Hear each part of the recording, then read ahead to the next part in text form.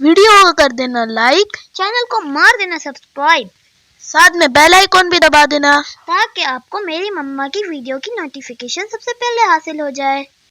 बिस्मिल्लाहिर्रहमानिर्रहीम। अस्सलामुअलैकुम व्यूवर्स, कैसे हैं आप लोग? उम्मीद करती हूँ कि सब खैरियत से होंगे। अल्लाह पाक आपके और हमारे दस्तरखानों को हमेशा आबाद रखे, आमीन। जी व्यूवर्स, ये कलरफुल से आपको कोफ्ते नज़र आ रहे होंगे। कोफ्तों की रेसिपी आपके साथ आज शेयर कर रही हूँ। इसको मैंने बीफ के कीमे में रेडी किया है। चलें जल्दी से हम इसके इंग्रेडिएंट्स देख लेते हैं। इसके लिए मैंने ये मसाले लिए हैं, कुछ ड्राई मसाले हैं जो कि मैं जब डालूंगी तो आपको साथ साथ इसकी क्वांटिटी भी बता दूंगी। इसके साथ ये मैंने खशखाश ली है, तकरीबन ये 1 टेबल स्पून खशखाश है। हस्बे ज़ायका हम इसमें नमक शामिल करेंगे। इसी के साथ ये कुछ पुदीने के पत्ते हैं और हरी मिर्चें हैं। दही का हम इसमें इस्तेमाल करने वाले हैं। इसी के साथ हमारे पास ये पिसा हुआ अदरक लहसुन है और थोड़ा सा हम इसमें बाइंडिंग के लिए बेसन का इस्तेमाल करेंगे। फ्राई की हुई प्याज है, इसका भी हम इस्तेमाल करेंगे और इन तमाम चीज़ों को मिक्स करेंगे हम कीमे के साथ। कीमा मैंने तकरीबन 750 ग्राम कीमा लिया है, 3 पाव के करीब कीमा है और इसको हमने एक मिक्सी में डाल दिया है। इसके साथ ही हम इसमें तकरीबन 2 टेबल स्पून अदरक लहसुन का पेस्ट इसके अंदर शामिल करेंगे। हस्बे ज़ायका आप इसमें नमक शामिल कर दें। मैं इसमें तकरीबन 1 टेबल स्पून नमक शामिल कर रही हूँ।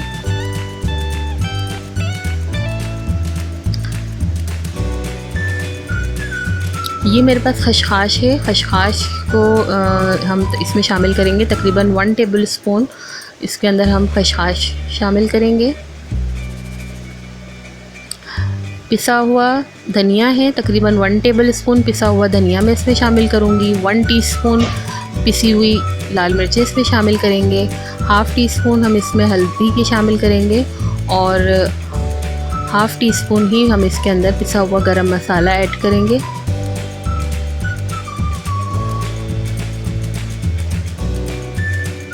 बाइंडिंग के लिए मैं इसमें बेसन का इस्तेमाल कर रही हूँ। तकरीबन 2 से 3 चम्मच यानी 2 to 3 टेबल स्पून हम इसके अंदर बेसन के शामिल करेंगे।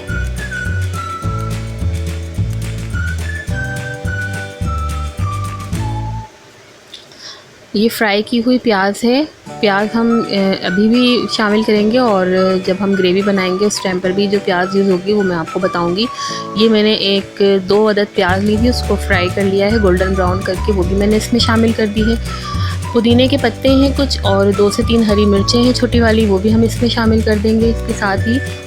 और इसको एक अच्छा सा फ्लेवर और इसकी बाइंडिंग को अच्छा करने के लिए मैं तकरीबन 1 टेबल स्पून इसमें दही का शामिल करूँगी।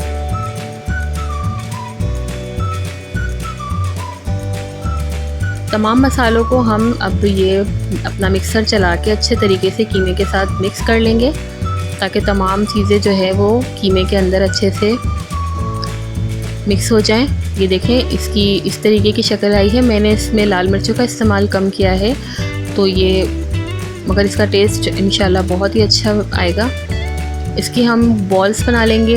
जिस साइज़ की आपको बॉल पसंद हो आप उस साइज़ की बॉल बना लें, लेकिन याद रखें कि उसके अंदर कोई क्रैक ना हो, बगैर क्रैक की बॉल हो, ताकि जब हम ग्रेवी बनाएं और उसके अंदर ये कोफ्तों को ऐड करें तो वो उसमें टूटे नहीं जाके। देखें कितने स्मूथ बनाए हैं, कोई इसके अंदर क्रैक नहीं है। इसकी ग्रेवी हम तैयार करते हैं। 2 बड़े चम्मच भर के मैंने ऑयल लिया है और अब इसके अंदर 2 टेबल स्पून में इसमें अदरक लहसुन का पेस्ट शामिल कर रही हूँ।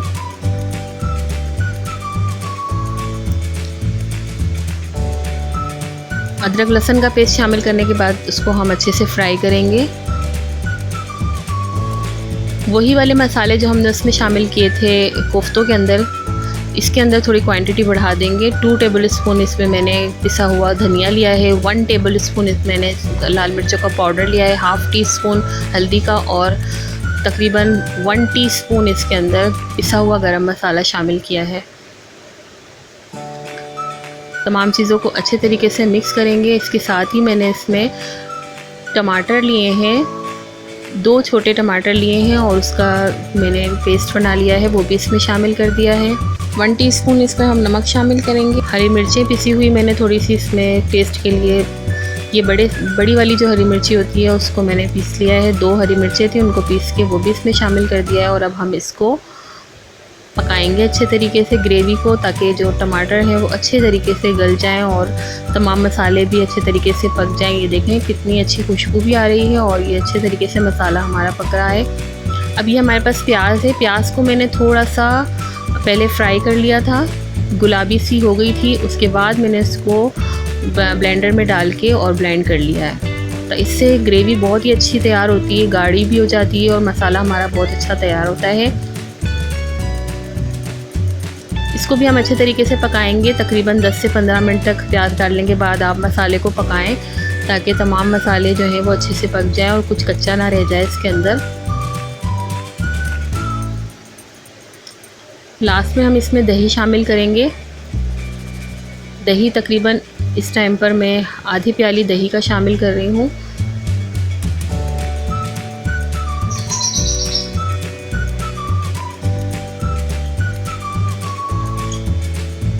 دہی شامل کرنے کے بعد ہم اس کو اچھے طریقے سے مزید پکائیں گے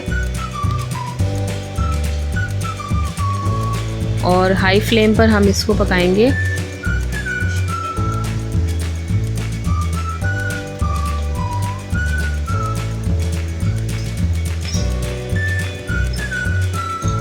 اب یہ تیزی سے جب پکنا شروع ہو جائیں گے کوفتے، تو مسالہ تو ہم اس کے اندر کوفتوں کو شامل کر دیں گے، لیکن اس ٹائم پر یہ آپ یاد رکھیے گا کہ تیزی سے یہ مسالہ جو ہے وہ پک رہا ہو، اس ٹائم پر آپ کوفتے اس میں شامل کریں اور فلیم بھی آپ کی تھوڑی ہائی ہونی چاہیے۔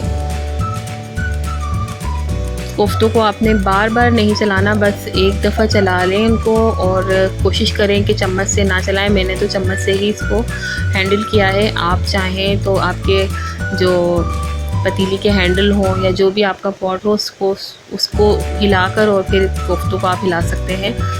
جی یہ مزیدار سے ہمارے کوفتے جو ہیں وہ ریڈی ہو چکے ہیں، ہم اس کو ڈش آؤٹ کریں گے۔ بہت ہی اچھی اس میں سے خوشبو آ رہی ہے اور بہت ہی اچھے یہ بنے تھے، بہت سب کو پسند آئے۔ آپ بھی ضرور ٹرائی کیجیے گا میرے اسٹائل سے یہ کوفتے گریوی والے، اور مجھے اور میری فیملی کو اپنی دعاؤں میں ضرور یاد رکھیے گا۔ انشاءاللہ اگلی ریسیپی میں آپ سے ملاقات ہوگی۔ اللہ حافظ۔